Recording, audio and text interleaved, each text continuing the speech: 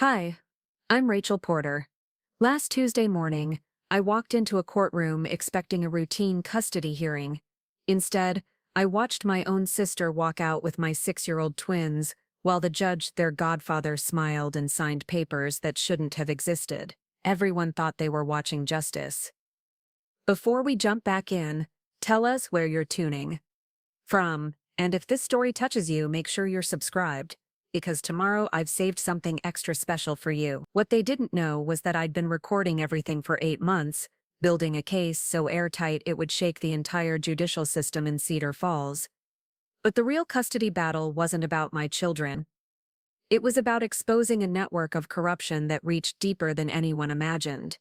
Have you ever been betrayed so completely that it felt like the ground beneath your feet had vanished? Keep watching, because what happened next made national headlines. The autumn rain in Cedar Falls had been relentless that October morning, drumming against the courthouse windows like impatient fingers.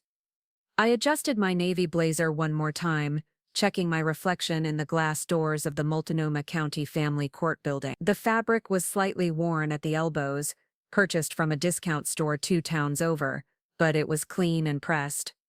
I'd learned to make every dollar stretch since the divorce proceedings began 8 months ago. My hands trembled slightly as I gripped the handle of my briefcase, a gift from my law school days before everything fell apart. Inside were copies of every document, every email, every piece of evidence I'd gathered about Marcus and his new life with Nicole, my sister Nicole. The irony still burned like acid in my throat. The courthouse lobby buzzed with morning activity. Lawyers in expensive suits hurried past, their heels clicking against marble floors that probably cost more than my monthly rent. I stood for a moment, watching them, remembering when I used to be one of them. Before the accident, before the medical bills, before I discovered that my husband had been planning his exit strategy with my own sister for over 2 years. Nicole arrived precisely at 9:15, just as she always did. Punctuality was one of her weapons, along with her perfectly styled blonde hair and designer wardrobe that screamed success. She glided through the lobby like she owned it, which, given her connections, she might as well have. Behind her trailed attorney Karen Mills, a woman whose reputation for winning custody cases was matched only by her reputation for bending rules.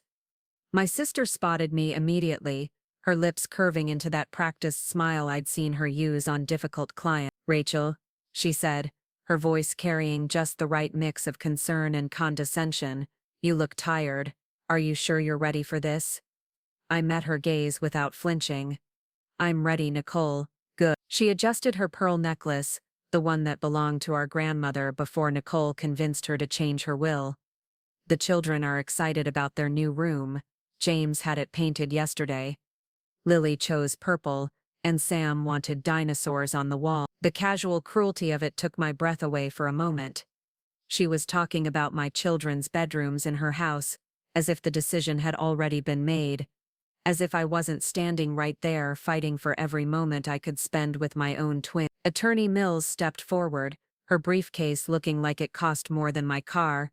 "Mrs. Porter," she said, though we both knew I'd kept my maiden name after the divorce, "I trust you've had time to reconsider our settlement offer." The settlement offer that would give Nicole and Marcus joint custody, with me relegated to every other weekend visits.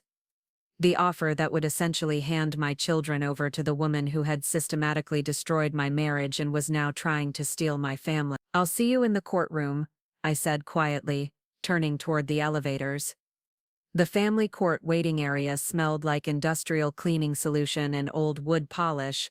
I sat in the hard plastic chair, watching other families navigate their own personal disaster. A young mother clutched her toddler while arguing with a man I assumed was her ex-husband. An elderly couple sat in silence, holding hands while their adult children sorted through custody arrangements for grandchildren caught in the middle. This was my life now, reduced to plastic chairs and legal documents, fighting for the right to tuck my own children into bed at night. Marcus arrived 20 minutes before our scheduled hearing, looking every inch the successful doctor he'd become. His suit was tailored, his haircut fresh, his wedding ring catching the fluorescent light as he gesticulated while talking to Attorney Mills. The ring that wasn't mine. The ring Nicole had picked out while I was still believing his lies about working late at the hospital. He didn't look at me as they passed, but I heard Nicole murmur something that made him chuckle. The sound was like nails on a chalkboard, the same laugh I used to love hearing at family dinners before I understood what it really meant. Judge William Brennan's courtroom was smaller than I'd expected, paneled in dark wood that absorbed the weak autumn light filtering through tall windows. The American flag hung beside the Oregon state flag, and his desk sat elevated above the rest of us like a throne. This was the man who would decide whether I got to keep my children. What I hadn't expected was the familiarity in his smile when Nicole and Marcus entered.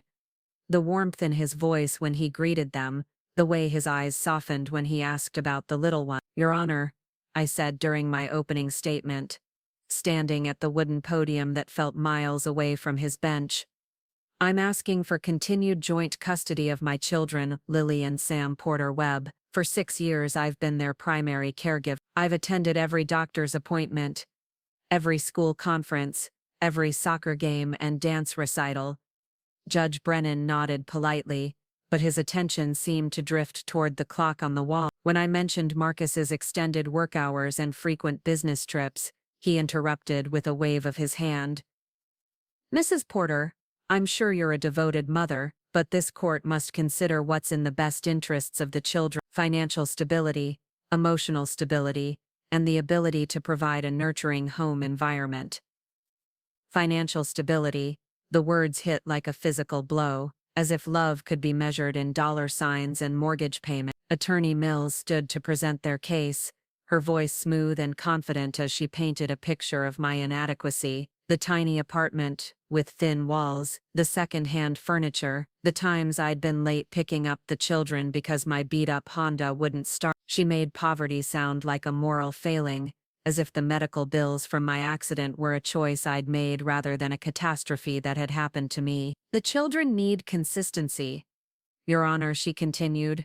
"Dr. Webb and Mrs. Crawford can provide that. They have a stable home in Hillcrest Estates, excellent schools, and the financial resources to ensure the children's needs are met." Mrs. Crawford, my sister, had taken Marcus's name, erasing any trace of the family we'd once shared. She sat in the gallery behind them, her hands folded in her lap like a perfect wife, nodding along with every word that painted me as unfit. When it was my turn to cross-examine Marcus, I'd prepared for weeks. I had questions about his work schedule, his commitment to the children's activities, his understanding of their daily routines, but Judge Brennan seemed impatient with every inquiry, rushing me through points that should have been crucial to determining custody. "Dr. Webb," I said, my voice steady despite the tremor in my hands, "can you tell the court what time Lily and Sam typically go to bed on school nights?" Marcus shifted in his seat, glancing toward Nicole before answering. "Around 8:30, I believe. And what's Sam's current reading level?" Another pause, another glance toward my sister. "He's progressing well, above average for his age." The answers were vague, non-committal, the responses of someone who loved his children but didn't actually know them. But Judge Brennan nodded, as if Marcus had recited their favorite bedtime stories and dietary restrictions from memory. When Nicole took the stand as a character witness, I watched something shift in the room's energy. Her voice was warm and motherly as she described her relationship with the twins, how they'd adjusted to their new family dynamic, how excited they were about their new bedrooms and the stability Marcus could provide. "The children call me Aunt Nikki," she said with a soft smile that would have fooled anyone who hadn't lived with her calculated manipulations for 32 years. "They've been through so much upheaval with the divorce. They need peace now. They need to know where they belong." Judge Brennan's expression softened further as she spoke,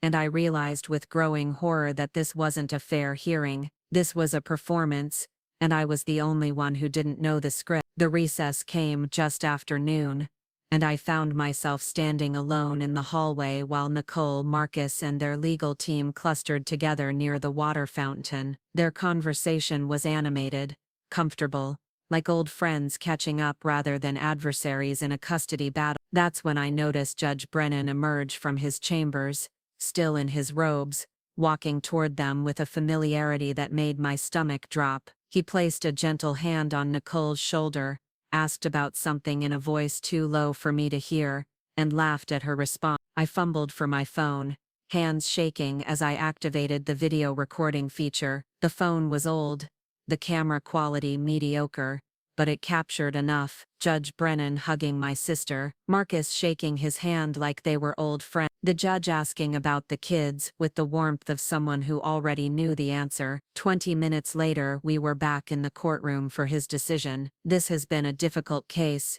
Judge Brennan began, his voice carrying the weight of Solomon's wisdom. Both parties clearly love these children. However, the court must prioritize stability and the children's best interests above all else. I gripped the edge of the table, my knuckles white against the wood. It is the judgment of this court that primary custody of Lily and Sam Porter Webb be awarded to Dr. Marcus Webb and Mrs. Nicole Crawford, with supervised visitation rights granted to Mrs. Rachel Porter every other weekend. The words echoed in the suddenly too small room. Supervised visitation. As if I were a danger to my own children, as if 6 years of bedtime stories and scraped knee kisses and homework help meant nothing. Nicole's victory was quiet, dignified. She squeezed Marcus's hand and dabbed at her eyes with a tissue, playing the role of reluctant winner who'd only wanted what was best for the children. Attorney Mills gathered her papers with the efficiency of someone who'd never doubted the outcome. I sat in stunned silence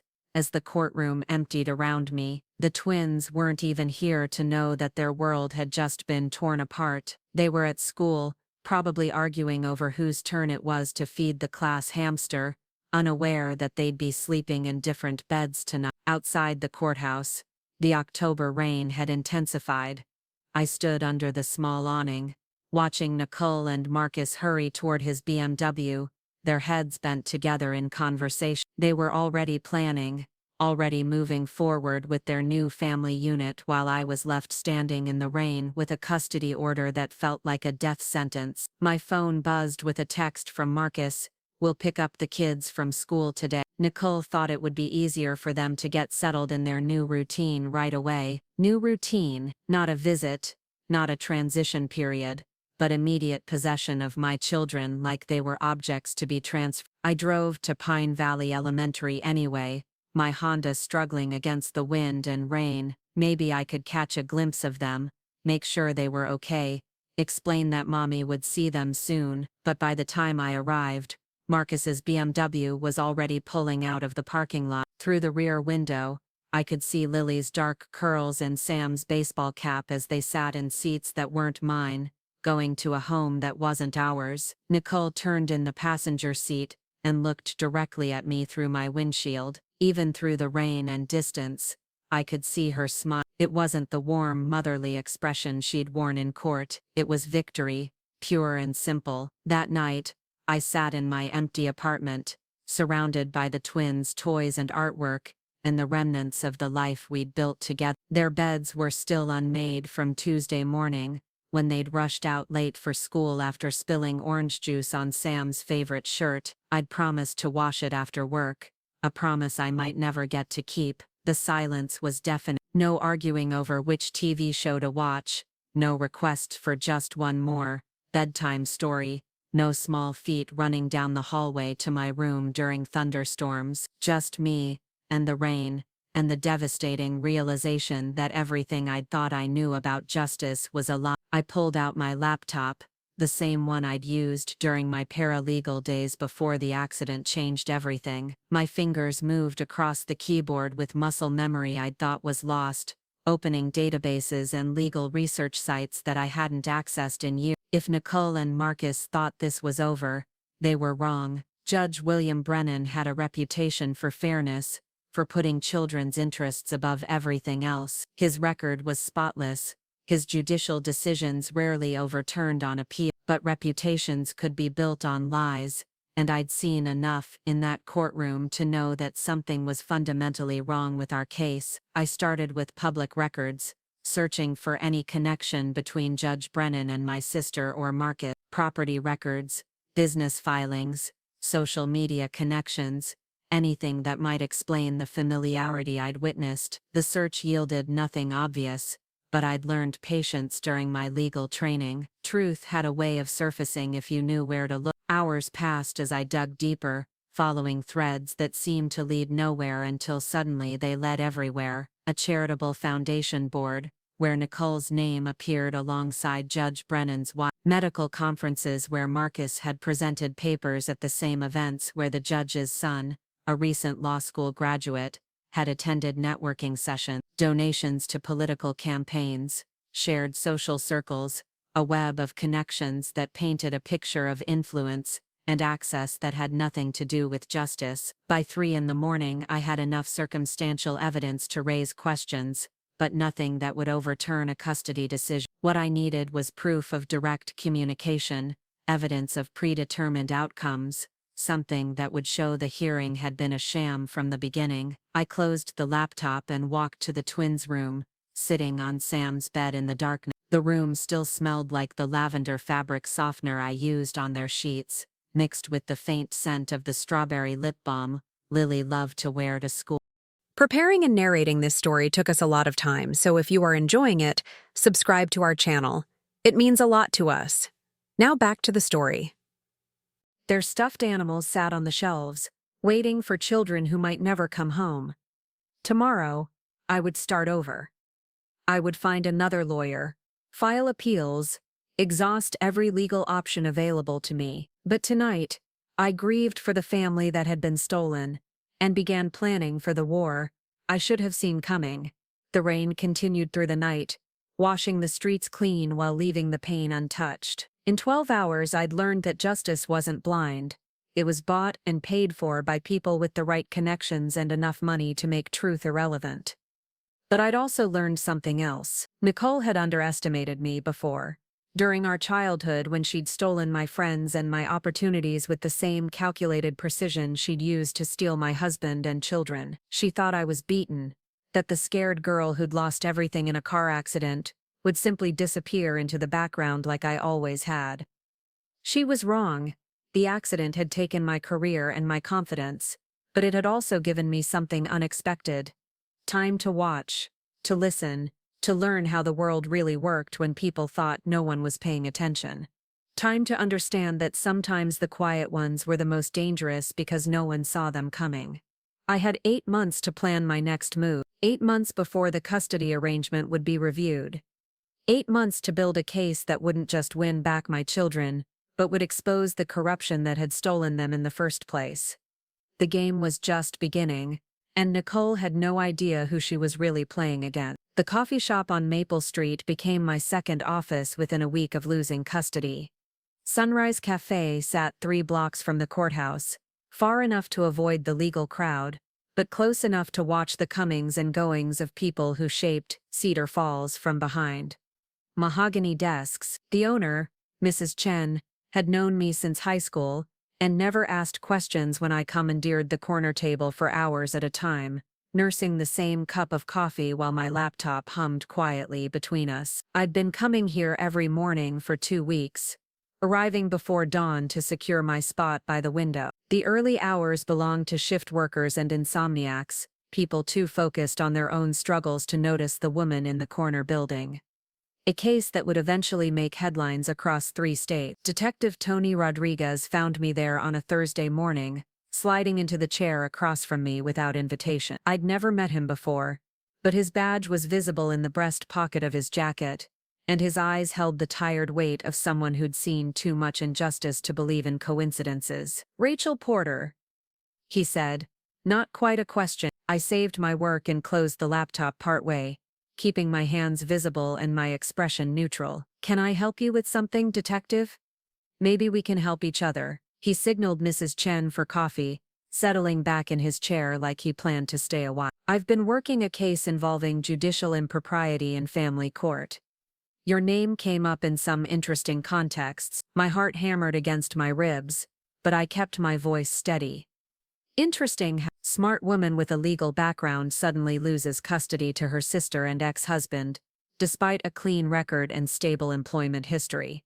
Judge who normally takes 3 weeks to render decisions in custody cases makes his ruling in under 6 hours. Same judge who's been fishing buddies with the ex-husband's new wife's father for the past 15 years. The last piece of information hit like a physical blow. Nicole's father. I'd been so focused on tracking connections between Nicole, Marcus, and Judge Brennan that I'd missed the most obvious link of all. Our stepfather, Richard Crawford, who'd married our mother when Nicole was 16 and I was 14. The man who'd never quite managed to hide his preference for his new stepdaughter over the quiet bookworm who reminded him too much of her absent, biological father. Richard Crawford and Judge Brennan are friends, I said, the pieces clicking into place with sickening clarity. Detective Rodriguez nodded, sipping his coffee while watching my reaction. More than friends, Brennan was Crawford's best man at his wedding to your mother. They've been business partners in a fishing charter company for 8 years. Brennan's son works at Crawford's real estate development firm. The web of connections spread out before me like a roadmap to corruption. No wonder the hearing had felt like theater. The decision had been made before I'd ever stepped foot in that courtroom. Nicole hadn't just stolen my husband and children. She'd used her stepfather's influence to steal justice itself. What kind of case are you working, Detective? Rodriguez glanced around the cafe, noting the handful of early morning customers before leaning forward. 3 years ago, a single father named David Park lost custody of his daughter to his ex-wife and her new husband. Similar circumstances to yours. Solid parent, clean record, kid who adored him. Judge Brennan awarded custody to the mother despite evidence of her boyfriend's drug use. What happened to Mr. Park? Suicide. 6 months later, left behind a note saying he couldn't live knowing his daughter was in danger and the system had failed her. Rodriguez's jaw tightened. The girl ended up in foster care after the boyfriend was arrested for possession with intent to distribute. By then it was too late for her father to know he'd been right. The coffee turned bitter in my mouth. You think Judge Brennan took bribes in that case too? I think Judge Brennan has been taking bribes, favors, and influence for years. The Park case was just the first one that ended tragically enough to land on my desk. Since then, I've found 4 other custody cases with similar patterns. Qualified parents losing children to less qualified ones who happen to have the right connections. I opened my laptop again, turning the screen toward him. I've been tracking financial records, social connections, anything that might show a pattern. There's definitely something here, but I haven't found the smoking gun yet. Rodriguez studied my research, his expression growing more serious as he scrolled through spreadsheets and timelines. You've done good work here, better than some of my colleagues would manage. Where'd you learn to investigate like this? I was a paralegal before my accident, specialized in corporate fraud investigations. The admission felt strange after years of being dismissed as just another struggling single mother. I know how to follow paper trails and connect dots. What I don't have is access to sealed court records or the authority to subpoena documents.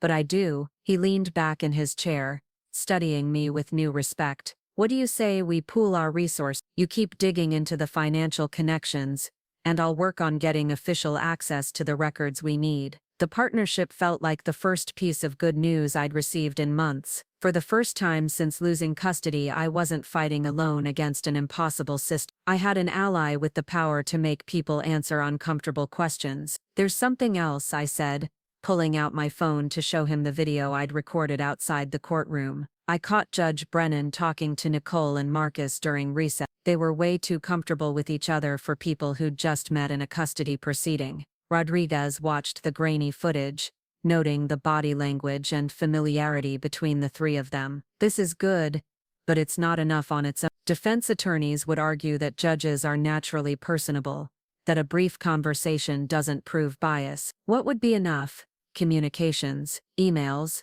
text messages, phone records showing contact before the hearing, financial transactions that connect them directly, or better yet, recordings of them discussing the case outcome before the trial. I'd been thinking about that possibility for days, but the logistics seemed impossible. How could I get close enough to record private conversations between people who'd cut me out of their lives completely? I might have an idea about that, I said slowly, but it would require some risk. Rodriguez raised an eyebrow.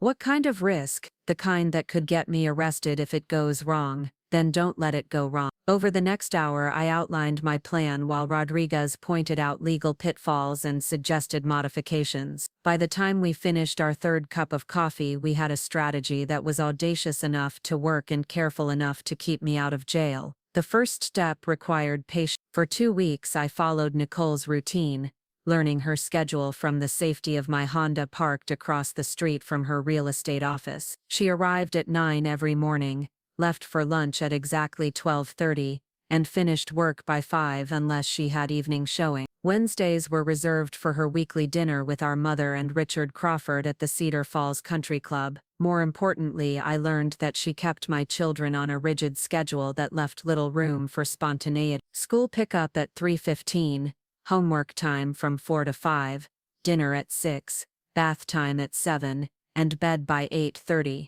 The twins had become components in her perfectly orchestrated life, their natural chaos contained and managed like everything else. Nicole touched. I missed them with a physical ache that never dulled. Some nights I drove past Nicole's house just to see their bedroom windows lit up, imagining Lily reading her favorite book about horses, or Sam building elaborate Lego fortresses. I wondered if they asked about me, if Nicole told them I was busy or sick or simply didn't mention me at all. The supervised visitation had been a disaster. Sitting in a sterile conference room at the county building while a social worker took notes about every interaction felt like being observed in a zoo. Lily had cried when our 2 hours were up, and Sam had asked why we couldn't just go home together like we used to. I had no answers that wouldn't confuse them more. By the third week of October, I was ready to implement the plan Rodriguez and I had developed. The key was exploiting Nicole's one weakness, her need to control every narrative,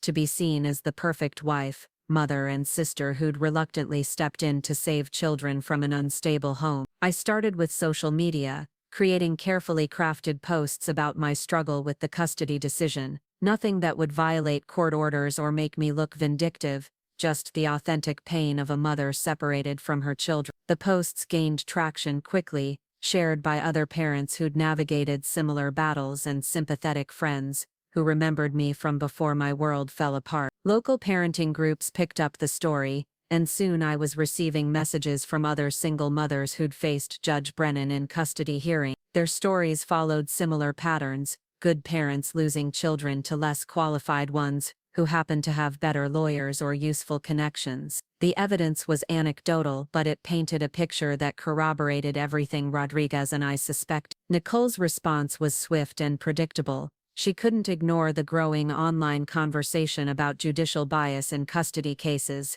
especially when people started mentioning our family by name. Her counter-narrative focused on my mental health struggles after the accident, my financial instability, and the twins' remarkable adjustment to their new home environment. The perfect opening came when she suggested a family meeting to clear the air and discuss what was best for the children. The meeting would take place at Richard Crawford's house, neutral territory where we could have an honest conversation about moving forward. Rodriguez helped me prepare for the encounter, providing recording equipment small enough to remain undetected while capturing clear audio. We practiced different scenarios, worked out signal phrases that would prompt him to call for backup if things went wrong, and established protocols for handling any evidence we gathered. The Crawford house sat on 3 acres of manicured lawn in the most exclusive neighborhood in Cedar Falls. I'd been there countless times during my childhood, back when family dinners were obligation rather than warfare. The circular driveway led to a front door flanked by marble columns,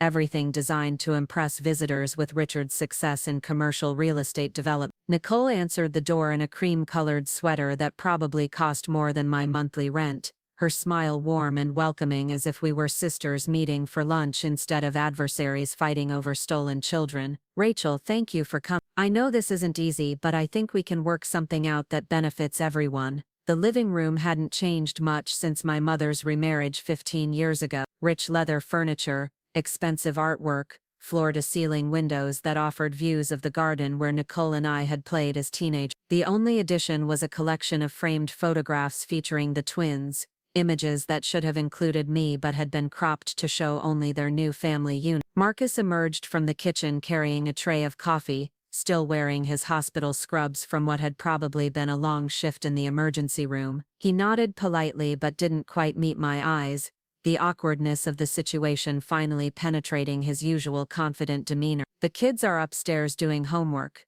Nicole said, settling into the chair that positioned her between me and the staircase. "We thought it would be better if they didn't overhear our conversation." I could hear faint sounds from the second floor, Lily's laugh mixing with Sam's voice as they worked through whatever assignment had been given that day. The normalcy of it was almost unbearable, the life continuing without me just visible enough to twist the knife a little deep. Richard Crawford entered through the sliding door that led from the patio, his golf attire suggesting he'd spent the afternoon at the country club where judges and lawyers gathered to discuss business away from the courthouse. He'd aged well, silver hair and tanned skin, giving him the distinguished look that had attracted my mother after years of struggling alone with 2 daughters. "Rachel," he said, his voice carrying the careful neutrality of someone accustomed to high-stakes negotiation. "Nicole tells me you've been having some concerns about the custody arrangement."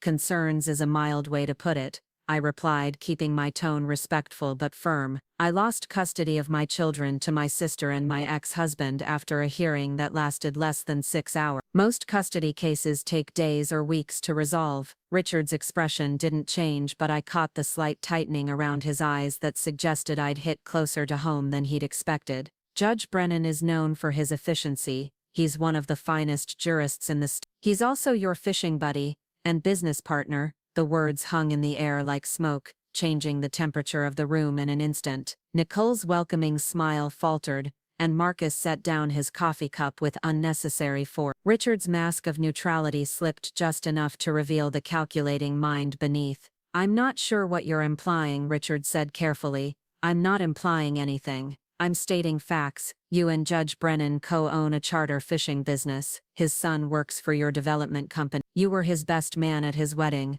Nicole and Marcus somehow ended up in his courtroom for a custody hearing that should have been randomly assigned to any of 6 different judges." Nicole recovered first, leaning forward with the expression of patient concern she'd perfected during her real estate career. "Rachel, I understand you're upset about losing custody, but surely you don't think that Richard would try to influence a judge on our behalf. That would be illegal." "It would be, which is why I've been very careful about gathering evidence before making any accusation."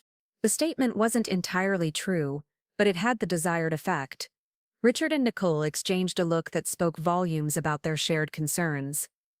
Marcus remained silent, his medical training probably warning him that saying the wrong thing could make a bad situation much worse. "What kind of evidence?" Richard asked, his voice maintaining its careful neutrality despite the obvious tension in his shoulders. "Communications between you and Judge Brennan about the custody case. Financial records showing unusual transactions around the time of the hearing. Witness statements from court personnel who observed irregularities in how the case was handled." I was fishing, hoping to provoke a reaction that would give me more information about how deep the corruption went. Rodriguez had warned me about overplaying my hand, but the conversation felt like my only chance to get them talking about details they'd normally keep private. "That's a very serious accusation," Richard said slowly. "I hope you understand the implications of what you're suggesting." "I understand perfectly, which is why I've been working with law enforcement to ensure everything is handled properly." Nicole's composure cracked just enough to reveal the anger underneath. "You've been talking to police about our family, about Marcus and me. I've been talking to police about judicial corruption and the systematic abuse of the family court system. Our situation just happens to be one example of a larger pattern." The room fell silent, except for the sound of the twins playing upstairs, their voices a constant reminder of what was at stake. Richard walked to the window, his back to the rest of us as he processed the implications of what I'd revealed. When he turned around, his expression had hardened into something I recognized from business meetings where deals went wrong. "I think this conversation has run its course," he said. "Nicole, perhaps you should take Rachel home." "Actually," I said, standing and gathering my purse, "I can see myself out, but before I go, I want you all to know that I won't stop fighting for my children. Whatever arrangements you've made, whatever favors have been exchanged, I will expose them. The truth has a way of surfacing, and when it does, you'll have to answer for what you've done." The walk to my car felt like the longest journey of my life, every step carrying me further from my children and deeper into a war I wasn't sure I could win. But the recording device in my purse had captured every word of the conversation, and Rodriguez would be able to use their reactions to narrow our investigation. More importantly, I'd learned something crucial about my opponents. They were confident in their position but not completely secure. The mention of law enforcement had rattled them, suggesting they knew their actions were questionable even if they believed they were untouchable. Nicole followed me to the driveway, her perfect composure finally cracking completely. "You always were jealous of me," she said, her voice low enough to avoid reaching the upstairs windows. "Even as kids, you couldn't stand that people liked me better, that things came easier for me. This isn't about childhood jealousy, Nicole. This is about you stealing my children." "I didn't steal anything. I saved them from a mother who can't provide for them properly. Look at yourself, Rachel. Look at what you've become. Paranoid, desperate, living in that tiny apartment while plotting against your own family." The words were designed to cut deep, to make me doubt myself and my perceptions. But I'd learned to recognize Nicole's manipulation tactics over the years, the way she twisted reality to make her victims question their own experiences. "The children ask about you," she said, changing tactics when cruelty didn't achieve the desired effect. "Lily especially, she doesn't understand why you don't live with us anymore." The emotional manipulation was almost harder to bear than the outright hostility. Part of me wanted to beg, to promise I'd disappear completely if she'd just let me see my children regularly. But I knew that any weakness would be exploited, any compromise would become a weapon used against me later. "They're my children, Nicole, not yours, and I will get them back." I drove away without looking back, but I could feel her watching from the driveway until I turned the corner and disappeared from view. The recording device felt heavy in my purse, a small piece of plastic and metal that might hold the key to reuniting my family. Rodriguez was waiting at the coffee shop when I arrived, occupying the same corner table where we'd first met. His expression was grim as he listened to the recording, taking notes about specific phrases and reactions that might be legally significant. "They're definitely worried," he said, after the audio finished. "The question is whether they're worried enough to make mistakes. What's our next move?" "I've been working on getting access to Judge Brennan's financial record, bank statements, investment accounts, anything that might show unusual deposits or transfers around the time of custody hearings. It's taking longer than I'd like, but federal investigators are starting to take interest in the case." Federal investigator. The phrase carried weight that went far beyond my personal custody battle. If Rodriguez was right about the scope of the corruption, we were looking at a conspiracy that affected dozens of families and potentially involved multiple judges, lawyers, and court officials. "How long before we have enough evidence to take action?" "Weeks, maybe months.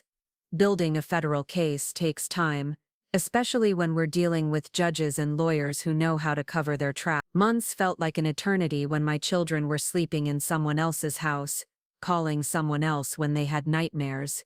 Learning to navigate a world where I existed only in supervised visits and carefully monitored phone calls. But I'd waited this long, and I could wait longer if it meant ensuring that justice was both served and seen to be served. The November rain had started again by the time I reached my apartment, the same relentless precipitation that had marked the day I lost custody. I climbed the stairs slowly, exhaustion settling into my bones as the adrenaline from the confrontation wore off. Inside, the silence was absolute. No homework arguments, no requests for bedtime stories, no small voices calling for water or extra hugs or one more minute before lights out. Just me and the evidence I'd gathered and the growing certainty that the battle ahead would test every limit of my strength and determination. I opened my laptop and began transcribing the recording, noting inflections and pauses that might be significant when analyzed by experts. The work was tedious but necessary, each word a potential building block in the case that would eventually return my children home. Somewhere across town, Lily and Sam were probably finishing their homework under Nicole's supervision, unaware that their mother was fighting a war for their future. They were adapting to their new reality with the resilience of children, but I knew they missed me. Nicole's admission that they asked about me proved that their memories of our life together hadn't been erased by expensive toys and designer bedroom. The next phase of the plan would require even more patience and precision. Rodriguez and I would need to document every connection, every suspicious transaction, every conversation that revealed the depth of the conspiracy. We would need witnesses willing to testify, experts who could explain complex financial relationships, and enough evidence to convince prosecutors that the case was worth pursuing despite the powerful people it would implicate. But for the first time since losing custody, I felt something approaching hope. The conversation at Richard's house had confirmed what I'd suspected about their vulnerability.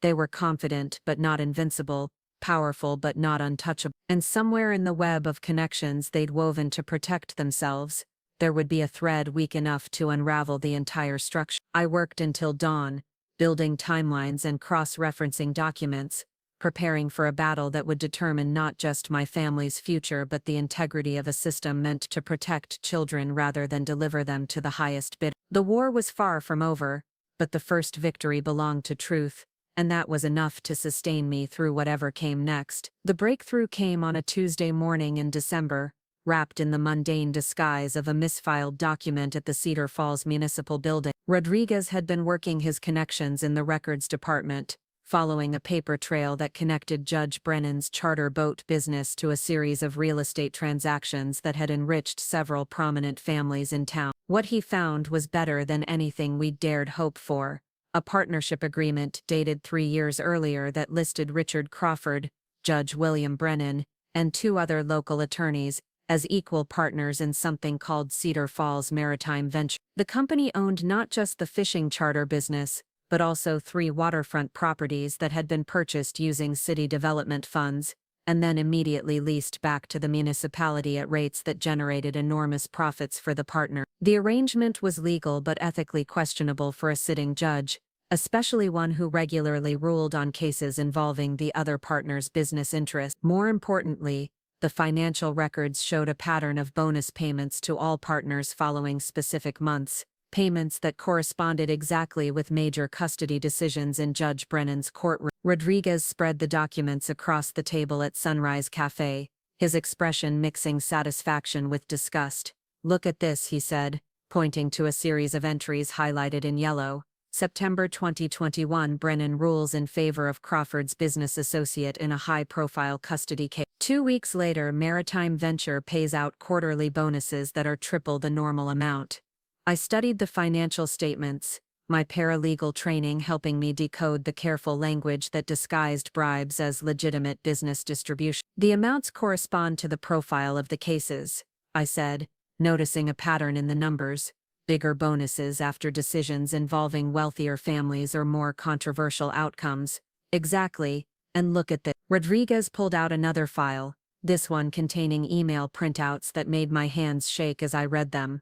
"These are communications between Crawford and Brennan's personal email accounts. They're not talking about fish." The emails were carefully worded, using business language that could be interpreted innocently by anyone who didn't understand the context.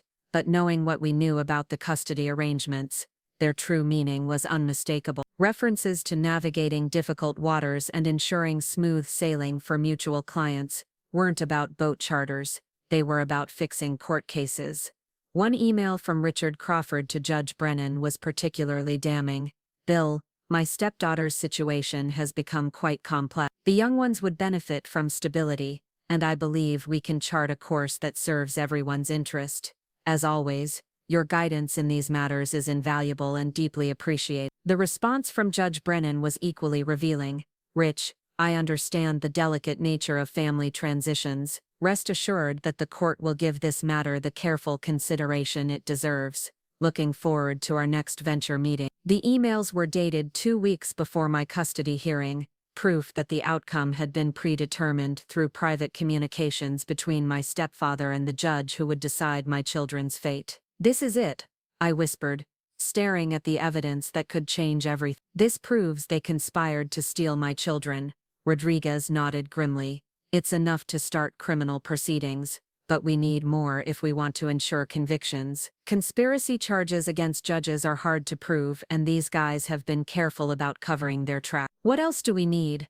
Ideally, recordings of them discussing specific cases or planning outcomes, financial records showing direct payments rather than business distributions, testimony from other victims who can establish a pattern of corruption. The last point gave me an idea that had been forming since our investigation began. If Rodriguez was right about the scope of the corruption, there had to be other parents who'd lost custody under suspicious circumstances. Parents who might be willing to come forward if they knew they weren't alone in their experiences. Over the next week, I reached out to every family Rodriguez had identified as potential victims of judicial bias. The conversations were difficult, often reopening wounds that had never properly healed, but gradually a picture emerged of systematic corruption that had destroyed families across Cedar Falls for at least 5 years. David Park's widow agreed to meet me at a small diner on the outskirts of town, her hands shaking as she described her late husband's final months. David knew something was wrong with the custody hearing,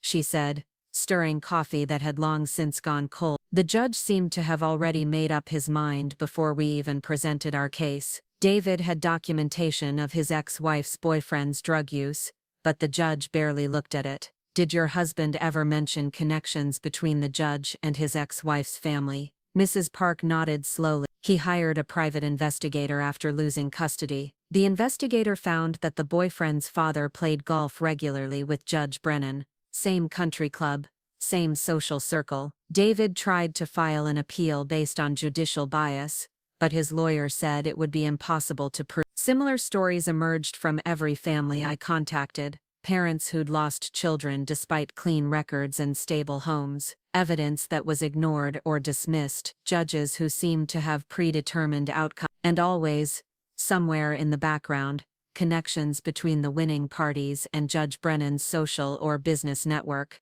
The most heartbreaking case involved a mother named Sarah Kim, who'd lost custody of her 3 children to an ex-husband with a documented history of domestic violence. The ex-husband's new wife was the daughter of a city councilman who served on multiple boards with Judge Brennan. The children had been removed from Sarah's home based on allegations of mental instability that were never substantiated, while evidence of their father's abusive behavior was deemed irrelevant to custody determination. I haven't seen my children in 2 years, Sarah told me during our phone conversation, her voice barely above a whisper. The supervised visitation was canceled after I tried to report bruises on my youngest daughter. They said I was being paranoid, that I was traumatizing the children with my suspicions. Each story added weight to our case while deepening my understanding of how the corruption had operated. Judge Brennan hadn't just been taking bribes or favor. He'd been systematically placing children in situations that served the interests of wealthy, connected families, while destroying parents who lacked the resources or influence to fight back. Rodriguez was building criminal cases against multiple defendants, but he was also running into resistance from within the system. My captain is getting pressure to close down the investigation, he admitted during one of our coffee meetings. Apparently, some important people are concerned about the impact on public confidence in the judicial system. What kind of pressure? The kind that comes with threats to transfer me to a department in another county. The kind that suggests my pension might be at risk if I keep pursuing cases that embarrass the wrong people. The revelation that our investigation was being actively opposed by law enforcement leadership was terrifying, but not entirely surprising. Judge Brennan's corruption network had operated for years without detection, suggesting that powerful people throughout Cedar Falls had reasons to protect him. What do we do now? We take this federal. I've been talking to FBI agents who specialize in public corruption cases. They're interested, but they want more evidence before they commit resources to an investigation that could take down half the local power structure. Federal investigation meant my children would remain with Nicole and Marcus for months longer while prosecutors built cases that could withstand challenges from expensive defense attorneys. But it also meant that the corruption network would eventually face consequences serious enough to prevent future victims. The waiting was torture, but it also gave me time to prepare for what would inevitably be a vicious counterattack from people who had everything to lose. Nicole had been quiet since our confrontation at Richard's house, but her silence felt ominous rather than peaceful. She was planning something, and I needed to be ready. The first sign of trouble came during my scheduled supervised visitation with the twins. The social worker seemed unusually interested in my emotional state, asking probing questions about my stress levels and how I was coping with the custody arrangement. Her questions felt rehearsed as if she were following a script designed to elicit specific response. The children seem well adjusted to their current living situation, she noted in her report, which I was allowed to read before signing. However, there are concerns about the biological mother's fixation on conspiracy theories related to the court proceeding. This may indicate ongoing mental health issues that could impact her ability to provide stable care. Mental health issues. The same accusations that had been used to destroy other parents who'd questioned suspicious custody decisions. I realized with growing alarm that Nicole and her allies were building a case to eliminate my parental rights entirely, using my investigation into judicial corruption as evidence of instability. The psychological evaluation was scheduled for the following week, conducted by Dr. Tricia Wells, a forensic psychologist who specialized in custody cases. Her office was located in the same building as Marcus's medical practice, a coincidence that felt anything but accidental. Dr. Wells was professional, but clearly skeptical as she reviewed the referral documents that painted me as a paranoid mother, unable to accept legitimate custody decisions. Her questions focused heavily on my beliefs about the hearing process, my relationship with my sister, and my recent activities. I understand you've been conducting your own investigation into the custody proceedings, she said, making notes that I couldn't see. Can you tell me what prompted this investigation? I chose my words carefully, focusing on factual observations rather than conclusions that might sound conspiratorial. I noticed irregularities in how my case was handled compared to typical custody proceedings. The hearing was unusually brief, evidence was dismissed without proper consideration, and I observed inappropriate familiarity between the judge and the opposing parties. And what did you conclude from these observations? That the outcome may have been predetermined through improper influence or bias. Dr. Wells made more notes, her expression revealing nothing about whether she found my responses reasonable or concerning. The evaluation continued for 2 hours, covering everything from my childhood relationship with Nicole to my financial struggles after the accident to my current living situation. The most dangerous questions came near the end, when Dr. Wells asked about my future plans and how I intended to move forward if the custody arrangement remained unchanged. I plan to continue pursuing legal remedies until my children are returned to my care, I said honestly. I believe the custody decision was based on corruption rather than their best interests, and if legal remedies are unsuccessful, the question felt like a trap, designed to elicit statements that could be used to paint me as potentially dangerous or unstable. Then I'll accept whatever outcome ensures my children's safety and well-being, while continuing to advocate for judicial reform to prevent other families from experiencing similar injustices. Wells nodded noncommittally, making final notes before explaining that her report would be submitted to the court within 2 weeks. The report that could determine whether I ever had unsupervised contact with my children again. I left the evaluation feeling like I'd been dissected by someone looking for pathology rather than understanding. Every honest answer about my investigation could be twisted into evidence of obsession or delusion. Every expression of determination to fight for my children could be characterized as inability to accept reality. Rodriguez was waiting in the parking lot, having positioned himself to observe who entered and left the building during my evaluation. His presence was both comforting and concerning, suggesting that our opponents were escalating their efforts to discredit our investigation. "How did it go?" he asked as we walked toward our respective cars, like being interrogated by someone who'd already decided I was crazy. I paused beside my Honda, exhaustion settling into my bones. "They're building a case to terminate my parental rights completely. We expected that. The question is whether we can move fast enough to expose the corruption before they can silence you permanently." The federal agents Rodriguez had been courting finally agreed to meet the following week, their interest piqued by the volume of evidence we'd accumulated and the potential scope of the conspiracy. Special Agent Jennifer Walsh specialized in judicial corruption cases, and her reputation for successful prosecutions of high-profile defendants had made her unpopular with defense attorneys throughout the Pacific Northwest. The meeting took place in a conference room at the Federal Building in Portland Neutral Territory where we could speak freely without concern about local surveillance or interference. Agent Walsh was younger than I'd expected, with sharp eyes that seemed to catalog every detail of our presentation. Rodriguez had prepared meticulously, organizing our evidence into categories that told a clear story of systematic corruption, financial records showing the timing of bonus payments and custody decisions, email communications revealing coordination between Richard Crawford and Judge Brennan, testimony from multiple families who'd experienced similar injustice. "This is impressive work," Agent Walsh said after reviewing the materials.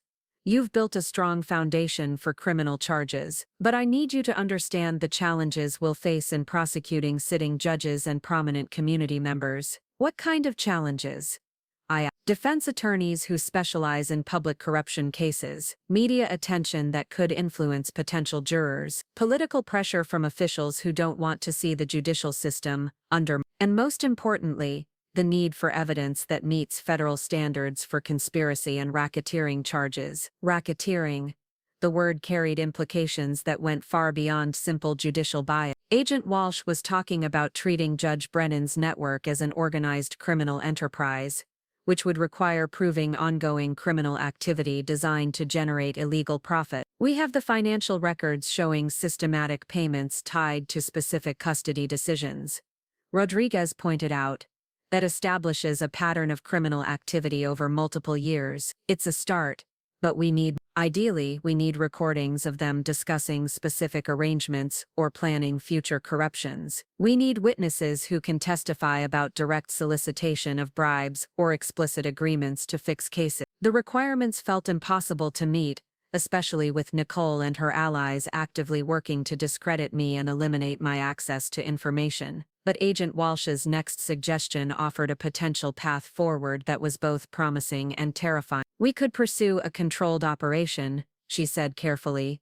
"If you're willing to work with federal agents to gather additional evidence, we might be able to create situations where the defendants reveal information about their criminal activities." "You mean wear a wire?" "I mean participate in conversations designed to elicit admissions of guilt from people who've committed federal crimes. It would be dangerous, and there would be no guarantee of success, but it might be our best chance to gather the evidence we need for conviction." The prospect of deliberately placing myself in situations where I'd be recording Nicole, Marcus, Richard Crawford and potentially Judge Brennan himself was absolutely terrifying. These people had already demonstrated their willingness to destroy anyone who threatened their interest. If they discovered I was working with federal agents, they could eliminate my parental rights entirely while portraying me as a vindictive ex-wife who'd enlisted law enforcement in a personal vendetta. But the alternative was accepting that my children would grow up in a home built on corruption and lies,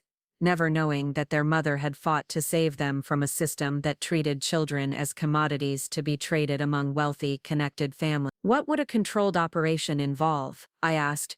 Agent Walsh outlined a plan that was both sophisticated and dangerous. "Federal agents would coach me on techniques for encouraging admissions while wearing recording equipment that could capture evidence suitable for criminal prosecution. I would be given scenarios designed to prompt discussions about how custody decisions were made and what arrangements existed between the various participants. The operation would target multiple defendants simultaneously, with different approaches for each based on their personalities and vulnerabilities. Richard Crawford might respond to appeals to family loyalty or concerns about protecting his reputation. Nicole might be more susceptible to emotional manipulation or threats to her perfect image. Judge Brennan would require the most careful approach, as his legal training would make him wary of saying anything incriminating. "How long would this take?" I asked. "Weeks or months depending on how quickly we can gather the evidence we need. But I want you to understand the risks. If these people discover you're working with federal agents, they'll do everything possible to destroy your credibility and eliminate your access to your children." The risks were real and substantial, but so was the possibility of exposing a corruption network that had destroyed multiple families while enriching the people responsible for protecting children's welfare. And somewhere in Nicole's perfect house, my twins were learning to navigate a world where money and connections mattered more than truth or justice. "I'll do it," I said, my voice steadier than I felt, "but I want guarantees about what happens to my children if this goes wrong." Agent Walsh nodded grimly.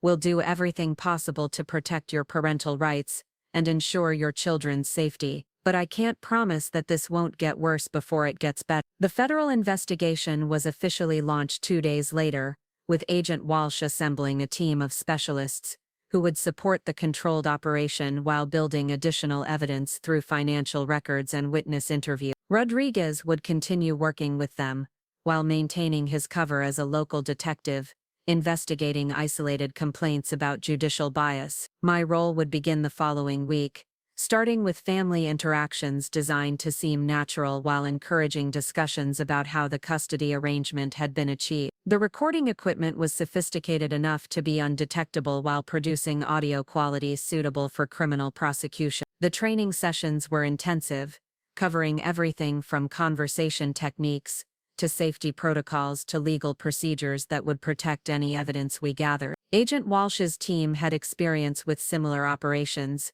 but they acknowledged that family dynamics added complications that didn't exist in typical undercover investigation. "The key is to remain natural while steering conversations toward admissions of illegal activity," Agent Walsh explained during one training session. "Your opponents know you're upset about the custody decision, so expressing frustration or asking questions about how decisions were made won't seem suspicious." The first opportunity came sooner than expected, when Nicole called to discuss holiday arrangements for the twins. Christmas was approaching, and she wanted to establish traditions that reflected their new family structure while allowing limited contact with me. "I thought we could meet for coffee," she suggested, her voice carrying the false warmth she used when she wanted something. "Just the two of us, sister to sister. We need to find a way to move forward for the children's sake." The meeting was scheduled for Sunrise Cafe, the same location where Rodriguez and I had planned our investigation. The irony wasn't lost on me as I prepared for a conversation that could determine whether my children would ever know the truth about how they'd been stolen from their mother. Agent Walsh's team positioned surveillance equipment throughout the cafe, while I practiced techniques for encouraging Nicole to discuss the custody arrangements without seeming deliberately investigated. The recording device was virtually invisible, hidden in jewelry that appeared normal while capturing every word of our conversation. Nicole arrived precisely on time, her appearance flawless as always. She'd chosen a table near the window, perhaps hoping the public setting would keep our conversations civil and controlled. What she didn't know was that federal agents were monitoring every word from vehicles parked near. "You look better," she said as she settled into her chair, studying my appearance with the critical eye she'd used since childhood. "More at peace with the situation. I'm learning to adapt," I replied carefully. "The children's happiness is what matters most." "Exactly. That's why I wanted to talk to you about Christmas. The twins are so excited about their new traditions, and we want to make sure the holidays are magical for them." The casual possessiveness in her voice was like a knife between my ribs, but I maintained my composure while trying to steer the conversation toward the custody arrangements. "I appreciate you including me in their holidays. I know it would have been easier to exclude me entirely." Nicole's smile flickered slightly, revealing a hint of the satisfaction she felt at being in control of my access to my own children. "We're family, Rachel, despite everything that's happened. We want what's best for everyone." "How did you know it would work out this way?" I asked, keeping my tone conversational rather than accusatory. "I mean, custody battles can be unpredictable. You took a big risk getting involved." The question hung between us like bait, and I watched Nicole's expression as she calculated how much to reveal. Agent Walsh had warned me that suspects often wanted to boast about their successes, especially when they believed they were safe from consequences. "I had confidence in the system," Nicole said carefully. "Judge Brennan has a reputation for making decisions based on children's best interests rather than emotional appeals." "You knew about Judge Brennan before the hearing?" Another pause, another calculation. "Richard mentioned that he was fair and thorough." We felt optimistic that the truth would prevail. The conversation continued for an hour, with Nicole gradually revealing details about discussions with Richard Crawford and her confidence that the custody outcome would favor stability over sentiment. While she never explicitly admitted to corruption, her comments established knowledge of bias and coordination that went far beyond normal custody proceedings. The recording would be analyzed by federal experts who specialized in extracting meaning from carefully worded conversation. But even without expert analysis, Nicole's admissions painted a picture of predetermined outcomes and coordination between multiple parties, who should have been independent actors in the custody process. As we parted ways in the cafe parking lot, Nicole's mask slipped enough to reveal the triumph she'd been hiding throughout our conversation. "The children are thriving, Rachel. They're happier and more secure than they've ever been. That's what matters, isn't it?" The question was rhetorical, designed to twist the knife while maintaining plausible deniability about her motives. But it was also evidence of the callous calculation behind the theft of my children. Proof that Nicole viewed their well-being as secondary to her own satisfaction at winning a competition I'd never known we were having. Driving away from the cafe, I felt the weight of the recording device in my purse and the even heavier weight of knowledge about what my sister had become. The evidence we'd gathered was significant, but Agent Walsh had warned that building federal cases took time, especially when the defendants were sophisticated and well-connected. My children would spend Christmas in Nicole's house, opening presents under a tree that represented everything wrong with a system that prioritized wealth and connections over justice and love. But they would also spend it unaware that their mother was fighting a war for their future, gathering evidence that would eventually expose the corruption that had stolen them and return them to the home where they truly belonged. The federal investigation was gaining momentum, and for the first time since losing custody, I felt like victory was possible rather than just necessary. The truth was emerging from the shadows where it had been hidden, and soon the people responsible for destroying families would face consequences that matched the magnitude of their crime. The Christmas Eve dinner invitation arrived on official Crawford letterhead, embossed and formal despite the family nature of the gathering. Richard had extended the invitation to me personally, explaining that the twins had requested their mother's presence for the holiday celebration. The gesture felt like both an olive branch and a trap, wrapped in the careful language of reconciliation that powerful people used when they wanted to appear magnanimous. Agent Walsh's team saw the dinner as an unprecedented opportunity to gather evidence in a setting where multiple defendants would be present and potentially relaxed enough to discuss their arrangements openly. The technical challenges were significant, requiring equipment sophisticated enough to record clearly in a large house filled with holiday music and conversation, but small enough to remain completely undetectable. "This could be the breakthrough we need," Agent Walsh explained during our preparation session at the federal building. "Holiday gatherings often lower people's guard, especially when they believe they're among trusted allies. If we can get recordings of them discussing how they coordinate custody decisions or share profits from their maritime business, we'll have enough evidence for racketeering charges." The recording equipment had evolved since our first controlled operation, incorporating technology that could capture conversations from across a room while filtering out background noise. The devices were built into everyday objects that would blend seamlessly into a family dinner setting: a pendant necklace that could record for hours, a watch that captured audio with remarkable clarity, and a small decorative pin that served as a backup system. "Remember, your goal isn't to interrogate anyone," Agent Walsh cautioned.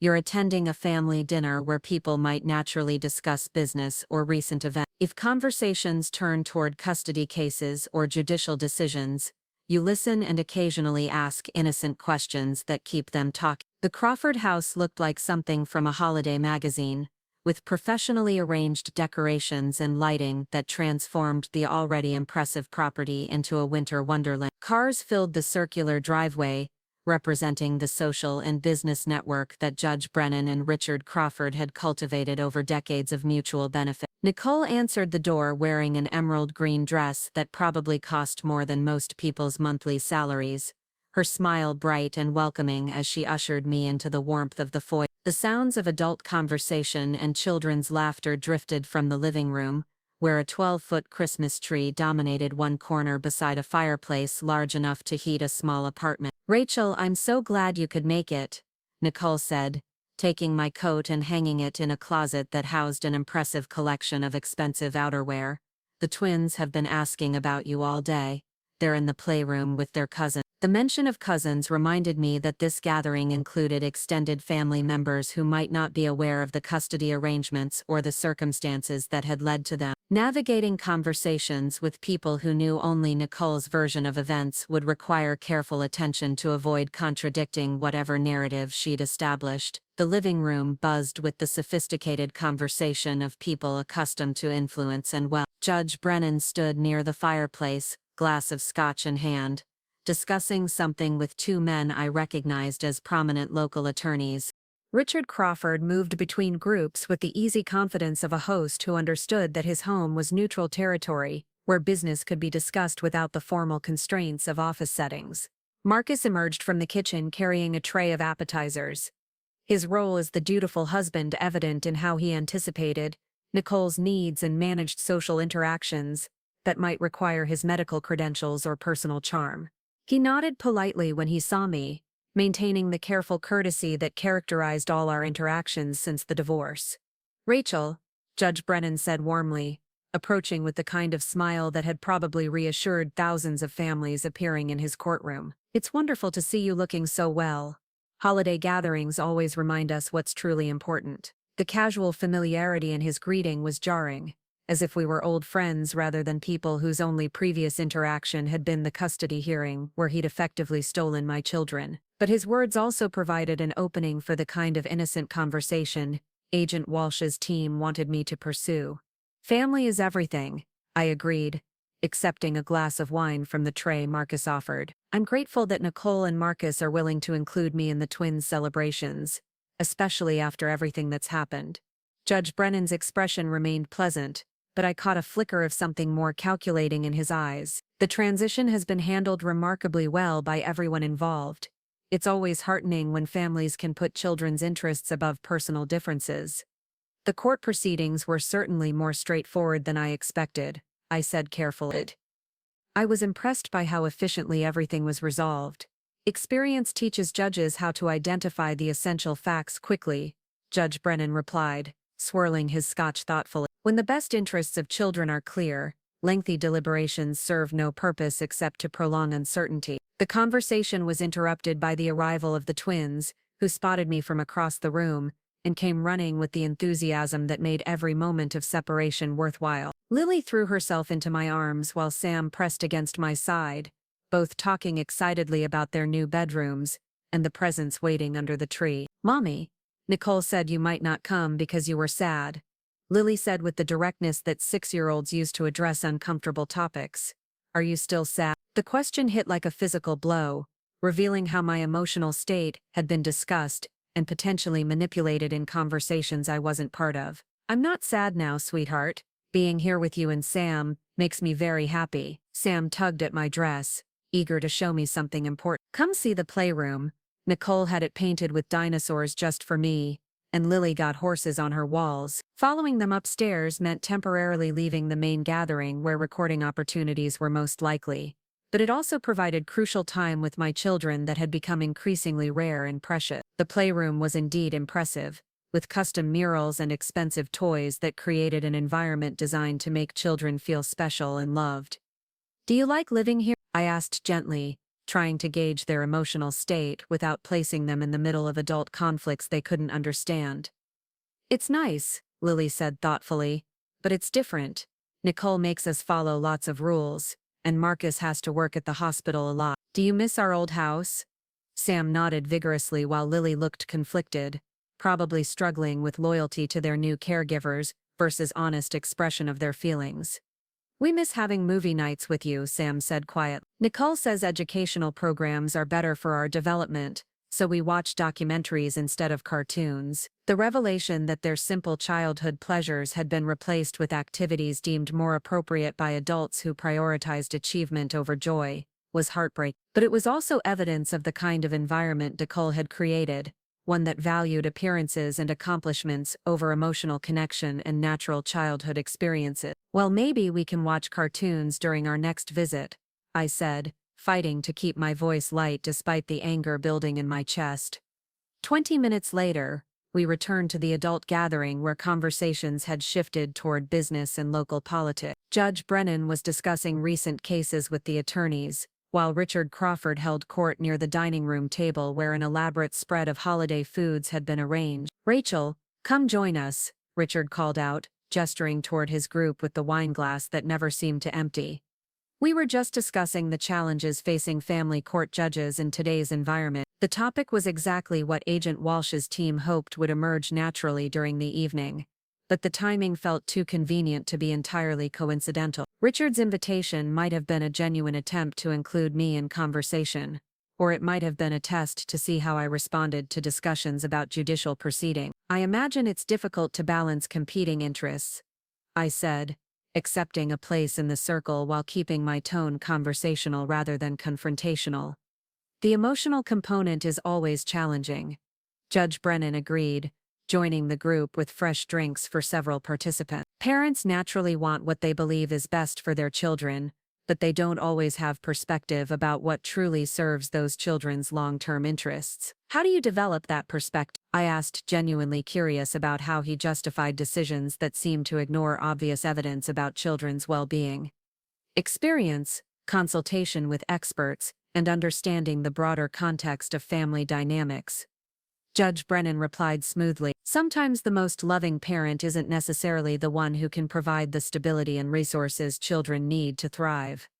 The comment was clearly directed at me, a subtle reminder that my financial struggles had been cited as evidence of my inadequacy as a parent, but it was also an admission that custody decisions were based on factors beyond children's emotional attachments or primary caregiving relationships. "Resources certainly matter," Richard Crawford interjected, his voice carrying the weight of someone accustomed to solving problems with money. "Children need security, educational opportunities, exposure to cultural experiences that will prepare them for successful futures. Of course, identifying the right environment for children requires careful evaluation of all factors," Judge Brennan continued. "Sometimes that means making decisions that appear harsh but serve long-term interests that may not be immediately obvious." Attorney Karen Mills, who had represented Nicole and Marcus during the custody proceedings, raised her glass in a mock toast to Bill's wisdom in navigating complex family situations. "His ability to see through emotional appeals to underlying realities has benefited countless children over the years." The toast felt like a celebration of corruption disguised as professional appreciation,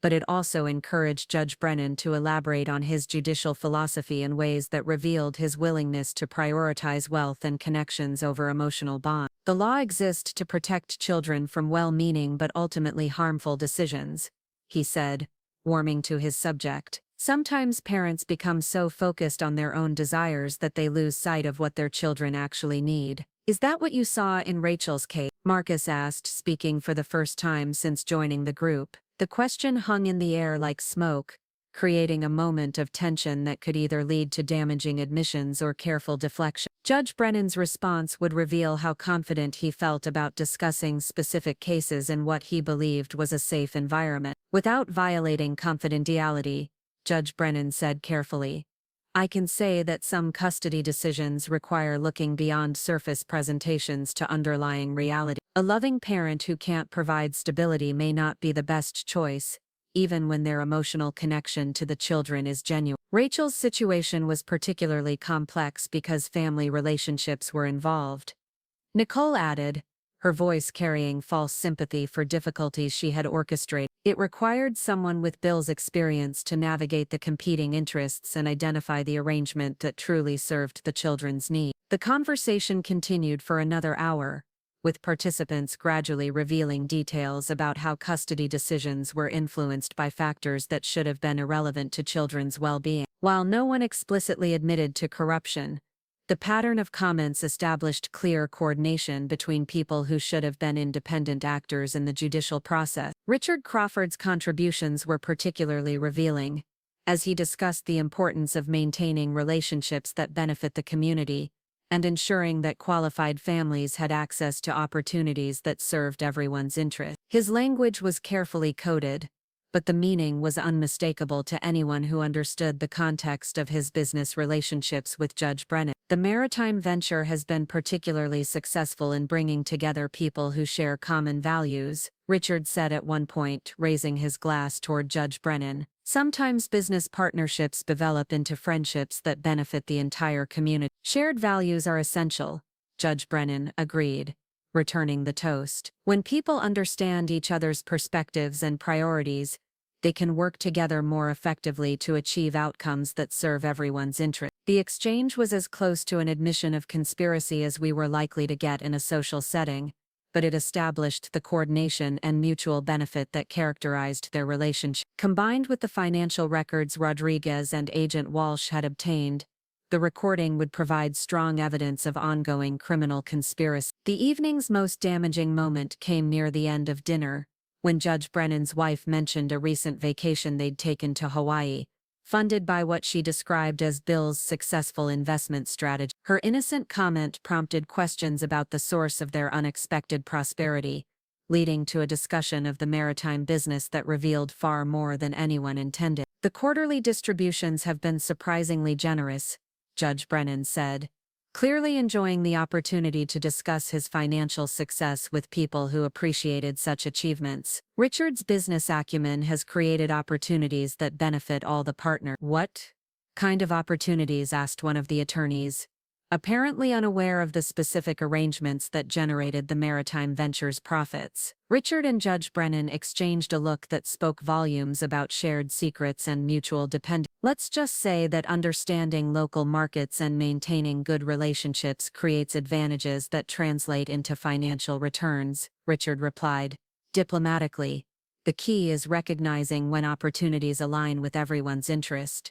Judge Brennan added, sometimes helping one family creates situations that benefit multiple families, while generating returns that make everyone more prosperous. The conversation moved on to other topics, but the damage had been done. The recordings captured clear evidence of financial arrangements that benefited Judge Brennan based on his judicial decisions, while establishing the coordination and mutual benefit that characterized his relationship with Richard Crawford. As the evening wound down, Nicole walked me to the front door with the gracious hostess demeanor she'd perfected over years of entertaining clients and business associates. I hope you enjoyed yourself, she said, helping me with my coat while maintaining the warm smile that had fooled so many people over the years. It was illuminating, I replied honestly. Thank you for including me. We're family.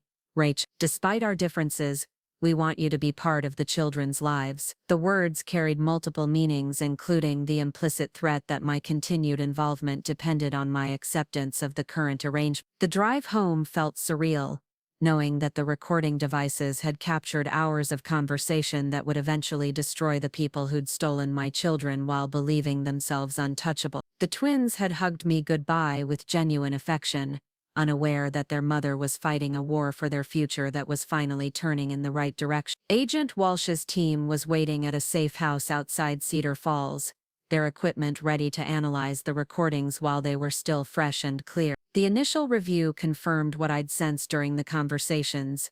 We had captured evidence of coordination, financial benefit, and judicial bias that would support federal charges against multiple defendants. This is exactly what we needed, Agent Walsh said after listening to key portions of the recording. Judge Brennan essentially admitted that he makes custody decisions based on factors beyond children's welfare, while Richard Crawford described a business relationship that generates profits based on judicial outcomes. Is it enough for conviction? Combined with the financial records and email communications, it's enough to secure indictments and put pressure on defendants to cooperate. But the real breakthrough will come when one of them decides to testify against the others in exchange for reduced charge. The prospect of Nicole, Marcus, Richard Crawford, or Judge Brennan turning against their co-conspirators was both exciting and terrifying. Cooperation agreements could expose the full scope of the corruption while providing detailed testimony about how children had been traded among wealthy families like commodities in a marketplace. The cooperation also meant that some of the people responsible for destroying families might escape the full consequences of their actions. The balance between justice and practicality was complicated,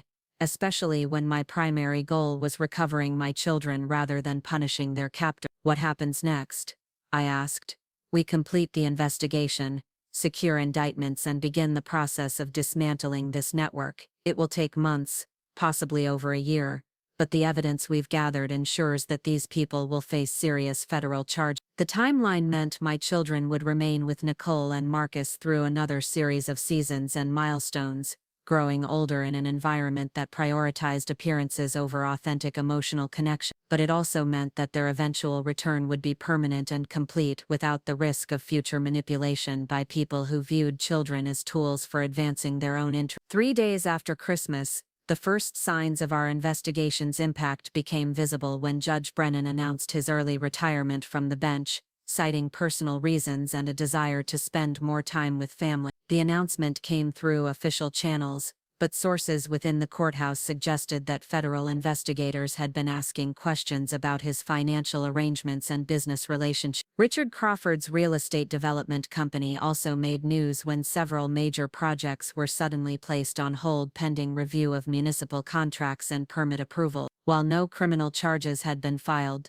the scrutiny was clearly making business partners nervous about their associations with someone under federal investigation. Nicole's response was more subtle but equally revealing. She called to inform me that supervised visitation would be temporarily suspended due to concerns about my emotional stability, citing reports from Dr. Patricia Wells that suggested ongoing psychological issues related to my inability to accept the custody arrangement. The children need consistency right now, Nicole explained in a voicemail that sounded rehearsed rather than spontaneous. Dr. Wells feels that continuing contact with you might be confusing for them while they're still adjusting to their new routine. The suspension of visitation was clearly designed to isolate me from my children while Nicole and her allies prepared for whatever consequences might emerge from the federal investigation. But it was also evidence of their growing desperation, a sign that they understood their situation was deteriorating despite their apparent confidence during the Christmas gathering. Agent Walsh assured me that the visitation suspension wouldn't affect our investigation or my eventual prospects for recovering custody. If anything, it demonstrates consciousness of guilt and obstruction of parental rights that will strengthen our case, she explained. Judges don't look favorably on parents who cut off contact between children and their other parent without legitimate safety concerns. The waiting became more difficult without even limited contact with the twins, but it also freed me to focus completely on supporting the federal investigation. Rodriguez and I worked with Agent Walsh's team to identify additional witnesses and evidence that would strengthen the criminal cases against all defendants. The breakthrough came in February when attorney Karen Mills was arrested on unrelated charges involving client funds that had been misappropriated for personal use. Facing potential prison time and the loss of her law license, Mills contacted federal prosecutors about cooperation opportunities that might reduce her exposure. Her testimony revealed the full scope of the custody manipulation network, including detailed information about how cases were assigned to Judge Brennan, how outcomes were predetermined through private communications, and how profits from successful arrangements were distributed among participants. Mills also provided evidence about other judges and attorneys who had participated in similar schemes, expanding the investigation beyond the core group that had stolen my children. The network included officials throughout the regional court system, creating a conspiracy that had affected hundreds of families over nearly a decade. The indictments were unsealed on a Tuesday morning in March, with federal agents simultaneously arresting Judge Brennan, Richard Crawford, and 3 other defendants at their homes and offices. The charges included conspiracy, racketeering, bribery, and civil rights violations that carried potential sentences of decades in federal prison. Nicole and Marcus were named as unindicted co-conspirators, their cooperation secured through immunity agreements that protected them from criminal prosecution in exchange for testimony about the custody arrangements and their knowledge of the underlying corruption. The news coverage was extensive, with regional and national media outlets covering the story as an example of systemic corruption that had destroyed families while enriching the officials responsible for protecting children's welfare. The human impact became clear as other affected families came forward with their own stories of suspicious custody decisions and judicial bias. My phone rang constantly with calls from reporters seeking comments about my experience, but Agent Walsh had advised me to avoid media contact until the criminal cases were resolved. The publicity could be helpful in exposing the scope of the corruption, but it could also complicate prosecution efforts and potentially influence jury selection. The most important call came from a family court administrator informing me that my custody case would be reviewed by an independent judge from another district. The review would consider all evidence about the original proceedings, including the federal investigation findings and the defendant's admissions of corruption. Based on preliminary review, it appears that your custody case was decided through improper influence rather than legitimate consideration of the children's best interests, the administrator explained. The court will schedule emergency hearings to address immediate custody arrangements while the full review is conducted. Emergency custody hearings meant that I might see my children again within weeks, rather than months, but it also meant facing Nicole and Marcus in court while they prepared to testify against their former ally. The dynamics would be completely different from our previous court appearances, with federal agents and prosecutors supporting my position rather than watching from the sideline. The victory felt surreal after months of fighting a system that had seemed designed to protect corruption rather than children, but it was also incomplete, contingent on judicial proceedings that could still be influenced by factors beyond simple justice and truth. Agent Walsh cautioned me against premature celebration while acknowledging that the investigation had achieved its primary objectives. The criminal cases will take years to resolve completely, she said, but the custody arrangements will be addressed much sooner, and the evidence we've gathered makes it virtually impossible for the original decision to stand. The possibility of reuniting with my children was both exhilarating and terrifying, representing not just the end of our separation, but the beginning of healing from trauma that had affected all three of us. The twins had spent months learning to navigate a world where their mother existed only in supervised visits and carefully monitored phone calls. Rebuilding our relationship would require patience, understanding, and professional support to address whatever emotional damage had been inflicted by the separation, but for the first time since losing custody, the future looked like something other than an endless battle against impossible odds. Justice was emerging from the shadows where it had been hidden, and the people responsible for stealing my children were finally facing consequences that matched the magnitude of their crime. The war was far from over, but the tide had turned decisively in favor of truth, and that was enough to sustain hope for whatever challenges lay ahead. The emergency custody hearing was scheduled for a Thursday morning in April, exactly 18 months after Judge Brennan had originally stolen my children. This time, the courtroom belonged to Judge Patricia Morrison, a veteran family court jurist from the neighboring district who specialized in cases involving judicial misconduct and parental rights violation. I arrived early, wearing the same navy blazer I'd worn to the original hearing, but everything else about the situation had fundamentally changed. Instead of facing the proceeding alone with inadequate representation, I was accompanied by attorney David Chen, a family law specialist who'd volunteered his services after reading about the federal corruption investigation in legal journals. The courtroom buzzed with activity as federal agents, prosecutors, and court officials prepared for what had become a high-profile case, attracting attention from legal reform advocates and media outlets across the Pacific Northwest. Agent Walsh sat in the gallery behind me, her presence a reminder that this hearing was just one component of a larger federal prosecution that would continue for years. Nicole and Marcus entered through the main doors precisely at 9 o'clock, their expensive legal team trailing behind like an entourage protecting celebrities from unwanted attention. But their confident demeanor from previous court appearances had been replaced by the careful uncertainty of people whose world had shifted beneath their feet. Attorney Karen Mills was notably absent, her cooperation with federal prosecutors having ended her involvement in representing anyone connected to the conspiracy. In her place, Nicole and Marcus had retained Morrison and Associates, a prestigious firm that specialized in damage control for wealthy clients facing serious legal challenges. The twins weren't present for the hearing, a decision made by all parties to protect them from the media attention and adult conflicts that surrounded their custody case. But their absence felt like a hollow space in the courtroom, a reminder that real children were affected by the legal maneuvering and political calculations that had dominated their lives for over a year. Judge Morrison called the session to order with the brisk efficiency of someone accustomed to handling complex cases under intense scrutiny. Her reputation for fairness was matched by her intolerance for procedural games and emotional manipulation, qualities that had made her the obvious choice for reviewing a case tainted by corruption. This emergency hearing will address immediate custody arrangements for Lily and Sam Porter Webb pending completion of a comprehensive review of their original custody determination, Judge Morrison, and the court has reviewed extensive evidence suggesting that the previous custody decision was influenced by improper communications and financial arrangements between court officials and interested parties. The words carried weight that went far beyond their legal meaning, representing official acknowledgement that my children had been stolen through corruption rather than legitimate judicial process. But they also marked the beginning of a new phase where recovering custody would depend on demonstrating that reunification served the twins' best interests, rather than simply correcting past injustices. Attorney Chen stood to present our position, his voice calm and professional as he outlined the evidence supporting immediate return of the children to my care.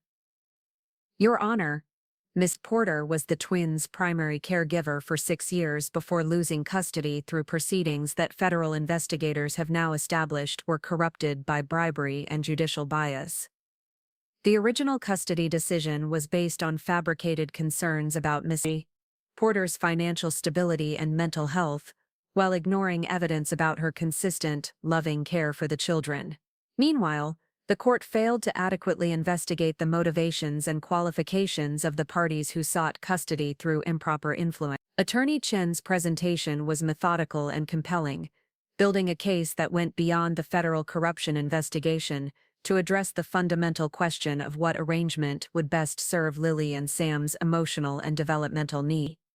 He presented evidence about my bond with the children, my involvement in their daily care, and my commitment to their well-being that transcended financial resources or social connection. The defense response came from James Morrison, the senior partner whose firm had built its reputation on protecting wealthy clients from consequences they preferred to avoid. His strategy focused on minimizing the corruption evidence while emphasizing the twins' apparent adjustment to their current living situation. Your Honor, while we acknowledge that irregularities may have occurred in the original proceedings, the court must consider the children's current well-being above all other factors. Morrison argued, Lily and Sam have been living with Dr. Webb and Mrs. Crawford for 18 months. They've formed attachments, established routines, and adapted to an environment that provides stability and resources. Disrupting their current placement could cause trauma that serves no one's interests, especially when Miss Porter's financial and housing situation remains essentially unchanged from the time of the original custody determination. The argument was carefully crafted to acknowledge corruption while deflecting responsibility for its consequences, suggesting that rectifying injustice would somehow harm the children who had been its victim. But it also revealed the defense team's recognition that they couldn't completely deny the evidence of conspiracy and judicial bias. Judge Morrison listened impassively to both presentations before calling for a recess to review the extensive documentation that had been submitted by federal prosecutors, family court investigators, and child welfare experts. The break lasted nearly 2 hours, during which I sat in the courthouse cafeteria trying to process the surreal experience of fighting for custody of my own children in a proceeding that felt like an appeal of my entire worth as a mother. Agent Walsh joined me during the recess,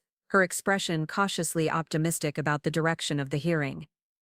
Judge Morrison has a reputation for cutting through procedural complications to focus on what's actually in children's best interests. The corruption evidence is overwhelming, but she'll also want to ensure that reunification happens in a way that minimizes trauma for the twins. What does that mean practically? Probably a gradual transition rather than immediate full custody. Supervised visits leading to overnight stays leading to primary placement with you. The goal is ensuring the children feel secure throughout the process rather than feeling like they're being moved around by adults who can't make up their mind. The prospect of another extended transition period was disappointing, but it was also realistic given what the twins had experienced over the past 18 months. They'd been told that living with Nicole and Marcus was their new normal, and sudden changes could feel like additional instability rather than a return to their rightful home. When court resumed, Judge Morrison's demeanor suggested she'd reached conclusions that would reshape everyone's expectations about the proceeding's outcome. Her voice carried the authority of someone who'd made difficult decisions based on evidence rather than emotion or political pressure. The court has completed its preliminary review of the evidence presented by federal prosecutors and family court investigators, Judge Morrison announced. The documentation establishes beyond reasonable doubt that the original custody determination was influenced by improper communications, financial arrangements, and judicial bias that rendered the proceeding fundamentally unfair. More specifically, the evidence shows that Judge Brennan engaged in ex parte communications with interested parties, received financial benefits from business relationships with those parties, and predetermined the custody outcome before hearing evidence or testimony from the biological mother. The words hit the courtroom like physical blows, each phrase dismantling the legal foundation that had supported my children's separation from their mother. Nicole's carefully maintained composure finally cracked completely, tears streaming down her face as she realized that 18 months of playing house with someone else's children was about to end. Marcus remained stoic, his medical training probably helping him process devastating news without visible emotional reaction. But his hands trembled slightly as he reached for the water glass on the defense table, betraying the stress that his professional demeanor couldn't completely hide. However, Judge Morrison continued, the court must also consider the children's current emotional state and their need for stability during any transition period. Abrupt changes in custody arrangements can be traumatic for children, regardless of the circumstances that created those arrangements. The qualification felt like a punch to the stomach, suggesting that the corruption evidence might not be sufficient to immediately reunite me with my children. But Judge Morrison's next words provided hope that justice would ultimately prevail over procedural caution. Therefore, the court orders the following transitional custody arrangement. Mrs. Rachel Porter will immediately resume unsupervised visitation with Lily and Sam, beginning with day visits and progressing to overnight stays within 30 days. Dr. Webb and Miss Crawford will retain temporary physical custody during this transition period, but will cooperate fully with reunification efforts. Within 90 days, pending successful completion of the transition period, primary custody will be transferred to Mrs. Porter, with Dr. Webb receiving standard visitation rights as the children's biological father. Mrs. Crawford's role in the children's lives will be determined based on their expressed preferences and the recommendations of child welfare experts. The ruling was more conservative than I'd hoped but more decisive than I'd feared, representing a middle path that acknowledged both the corruption evidence and the children's need for gradual adjustment to major changes in their living situation. Most importantly, it established the principle that my parental rights had been illegally violated and would be restored within a reasonable time frame. Nicole's attorney immediately requested a stay of the order pending appeal, but Judge Morrison denied the motion with the sharp efficiency of someone who'd anticipated the request. The appeal process will not delay implementation of this order, she stated firmly. The children have already spent 18 months separated from their primary caregiver due to corrupted proceedings. Further delay serves no legitimate purpose and potentially compounds the harm already inflicted. The hearing concluded with scheduling arrangements for supervised transitions and requirements for cooperation from all parties during the reunification process. Child welfare experts would monitor the twins' adjustment while ensuring that their emotional needs were prioritized throughout the custody transfer. Walking out of the courthouse, I felt the April sunshine on my face for the first time in months. Not because the weather had changed, but because the crushing weight of injustice had finally begun to lift. The battle wasn't completely over, but the tide had turned decisively in favor of truth and family integrity. Agent Walsh accompanied me to the parking garage, her expression mixing professional satisfaction with personal empathy for what my family had endured. The criminal cases will continue for another year or two, she said, but this ruling establishes that the corruption network has been dismantled and that families affected by their actions are getting justice. What happens to Nicole and Marcus now? Their immunity agreements protect them from criminal prosecution, but they'll face civil liability for their roles in the conspiracy. More importantly, their reputations and careers will never recover from their association with judicial corruption. The prospect of Nicole losing her real estate license and Marcus facing medical board investigations provided some satisfaction, but it paled compared to the anticipation of seeing my children again as their mother rather than a supervised visit. The first reunion was scheduled for the following Saturday, just 4 days away, but feeling like an eternity after 18 months of separation. Friday night, I couldn't sleep, alternating between excitement about seeing the twins and anxiety about how they might react to sudden changes in the custody arrangements they'd learned to accept. They'd adapted to life with Nicole and Marcus, possibly developing loyalties and attachments that would complicate their feelings about returning to me. Child psychologist Sarah Kim had been assigned to facilitate the reunion and monitor the twins' emotional adjustment throughout the transition period. Her expertise in custody trauma would be crucial for ensuring that rectifying injustice didn't create additional psychological harm for children who'd already endured too much adult-driven instability. Saturday morning arrived gray and drizzly, typical Pacific Northwest weather that matched my nervous energy as I drove to the neutral location where the reunion would take place. The Family Resource Center downtown provided comfortable spaces for high-conflict custody transitions, with play areas and counseling offices designed to prioritize children's emotional needs. Kim greeted me in the lobby, her warm demeanor immediately putting me at ease despite the significance of the moment. "I've spoken with Lily and Sam about the changes in their living situation," she explained. "They understand that they'll be spending more time with you while continuing to see their father and Nicole." "How are they processing the changes?" "Mixed feelings, which is completely normal. They're excited about spending time with you, but they're also worried about leaving the routine they've established.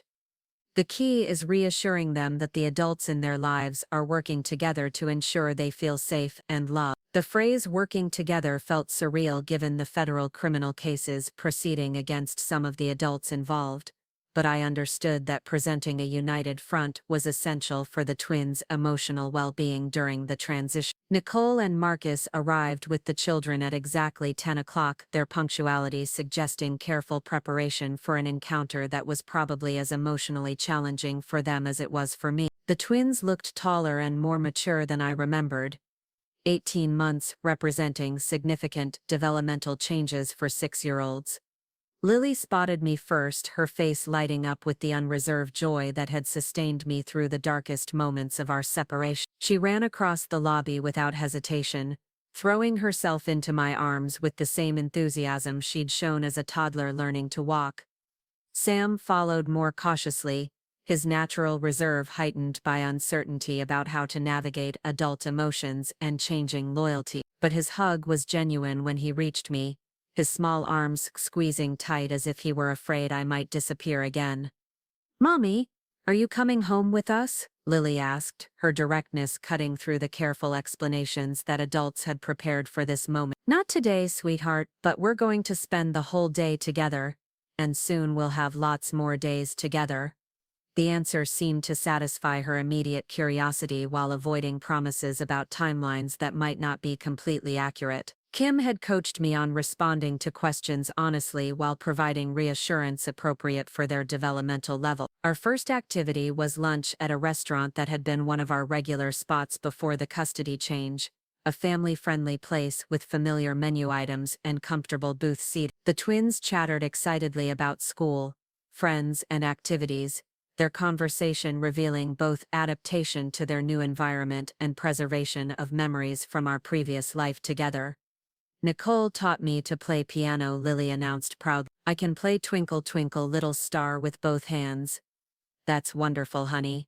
I'd love to hear you play sometime." Sam described elaborate Lego constructions he'd built in his new playroom, his engineering projects growing more sophisticated with access to expensive building sets that exceeded my previous budget. But he also asked about the small garden we'd maintained in our old apartment, wondering if the tomato plants had survived the winter.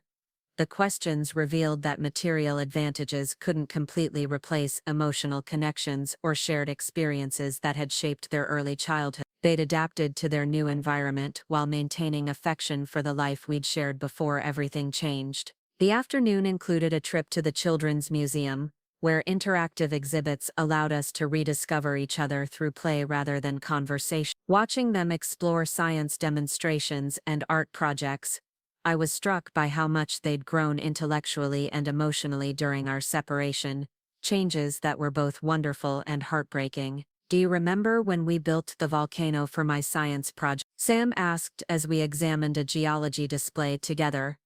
Of course.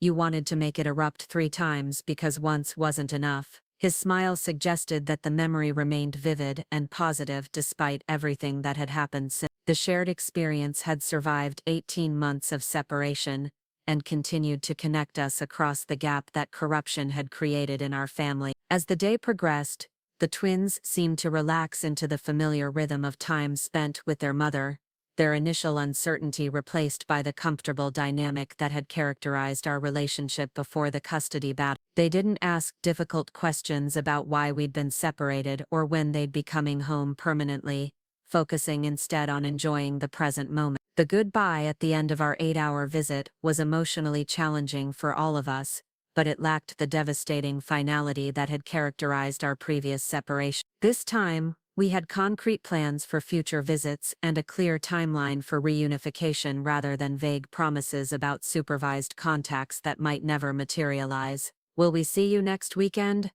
Lily asked as we prepared to part ways in the resource center parking lot. Yes, and the weekend after that, and the weekend after that. Pretty soon we'll be together every day. Nicole remained in the background during our goodbye, her role reduced to transportation provider rather than substitute mother. The power dynamic had shifted completely, with her influence over my children's lives now limited to the temporary period required for their gradual transition back to their rightful home. The weeks that followed established a pattern of increasing contact that gradually restored the natural rhythm of our mother-child relationship. Weekend visits became overnight stays, which became extended periods that allowed us to rediscover each other's daily routines and preferences. The twins adapted remarkably well to the transition, their resilience demonstrating that the fundamental bonds between children and their primary caregiver could survive temporary disruption when those bonds were genuine rather than artificially constructed. They maintained affection for Nicole and Marcus, while clearly understanding that their permanent home would be with me. Dr. Kim's reports consistently noted healthy adjustment and strong attachment behaviors that supported the court's reunification plan. The twins expressed excitement about returning to their original home while demonstrating age-appropriate ability to process complex changes in their living situation. 8 weeks after the emergency custody hearing, Judge Morrison issued her final order transferring primary custody to me, effective immediately. The decision was based on overwhelming evidence that reunification served the children's best interests, while correcting the injustice that had separated us through corruption rather than legitimate legal process. The moment I received the court order, I called in sick to work and drove directly to Nicole's house to collect my children and their belongings. The encounter was awkward but civil, with Nicole maintaining the dignified demeanor of someone who understood that cooperation was preferable to conflict. "They're good children," she said as we loaded their clothes and toys into my Honda. "I hope you know that we only wanted what was best for them." The comment felt like a final attempt to rewrite history, suggesting that their theft of my children had been motivated by altruism rather than the corruption that federal prosecutors had documented in exhaustive detail. But I didn't respond to the provocation, focusing instead on helping Lily and Sam adjust to another major transition in their young lives. "Are we really going home?" Sam asked as we drove away from the house where he'd lived for 18 months. "We're really going home." The apartment hadn't changed much during their absence, though it felt smaller with 3 people and 18 months' worth of accumulated belongings from their life with Nicole and Mark. But it was ours, representing genuine family connections rather than arrangements imposed by corrupt officials for the benefit of wealthy adults. That night, I tucked them into their original beds for the first time since losing custody, reading the same bedtime stories that had once been our nightly ritual. The familiar routine felt both natural and miraculous, representing not just the end of our separation but the restoration of daily intimacies that had been stolen along with their physical presence. "Mommy," Lily whispered as I turned off her bedroom light, "I'm glad we're home." The words carried weight that went far beyond their simple meaning, representing acknowledgement that our reunion was more than just another custody arrangement. Home was where they belonged, with the parent who'd loved them unconditionally rather than the adults who'd acquired them through corruption and manipulation. The federal criminal cases continued through the summer and into the fall, with Judge Brennan ultimately pleading guilty to conspiracy and racketeering charges that resulted in a 15-year prison sentence. Richard Crawford received 12 years for his role in the corruption network, while attorney Karen Mills served 18 months in exchange for her cooperation with prosecutors. Other defendants throughout the regional court system faced similar consequences as the investigation expanded to expose the full scope of judicial corruption that had affected hundreds of families over nearly a decade. Legal reform advocates used the cases to push for systemic changes designed to prevent future corruption and protect families from similar abuses. Nicole lost her real estate license and faced civil lawsuits from multiple families, whose custody arrangements had been influenced by her stepfather's corrupt network. Marcus's medical practice survived, but his reputation never recovered from association with a conspiracy that had stolen children from their mothers for financial gain. The twins adapted to our reunification with remarkable resilience, their adjustment aided by counseling that helped them process complex emotions about loyalty, change, and adult behavior that had affected their lives in ways they couldn't fully understand. They maintained relationships with Marcus as their biological father while gradually reducing contact with Nicole as their attachment to her faded naturally. By Christmas, nearly 2 years after the corruption had been exposed, we'd established new routines that honored our past while embracing possibilities for the future. The twins thrived in their original environment, their academic and social development proceeding normally despite the trauma they'd endured during our separation. The legal battles had cost me years of my children's childhood and resources I could never recover, but they'd also revealed strength and determination I'd never known I possessed. Fighting corruption had required patience, strategic thinking, and cooperation with people who understood that justice sometimes demanded extraordinary efforts from ordinary citizens. Agent Walsh stayed in touch occasionally, updating me on appeal processes and related investigations that continued to expose corruption throughout the regional judicial system. Her work had prevented countless other families from experiencing similar injustices, while establishing legal precedents that would protect parental rights for generations to come. The story became a cautionary tale studied in law schools and judicial training programs, illustrating how corruption could infiltrate systems designed to protect vulnerable populations. But for me, it remained intensely personal, representing not just a legal victory but the restoration of family bonds that had survived deliberate attempts to destroy them. Some evenings, after the twins were asleep, I would sit in our small living room and remember the coffee shop conversations with Rodriguez, the federal courthouse meetings with Agent Wall, and the terrifying moments when wearing recording devices to gather evidence against people who'd already demonstrated their willingness to destroy anyone who threatened their interests. The memories were painful but also empowering, proof that truth eventually emerged when people were willing to fight for it despite overwhelming odds. The corruption network had operated for years because they'd believed themselves untouchable, protected by wealth, connections, and the assumption that their victims lacked resources to challenge powerful institutions. But they'd underestimated the determination of parents fighting for their children and law enforcement officials committed to upholding justice rather than protecting privilege. Their arrogance had ultimately become their weakness, leading them to document their crimes and boast about their successes in ways that provided evidence for their own destruction. My children would grow up knowing that their mother had fought for them when fighting seemed impossible, that truth had prevailed over corruption, and that families could survive even deliberate attempts to destroy them. They would understand that justice sometimes required patience and strategic thinking rather than immediate emotional response. Most importantly, they would know that they were loved unconditionally by a parent who'd never stopped fighting for their return regardless of the personal cost or professional consequence. That knowledge would sustain them through whatever challenges they faced in their own lives, providing foundation of security that couldn't be corrupted or manipulated by people who valued power over human dignity. The custody battle had ended,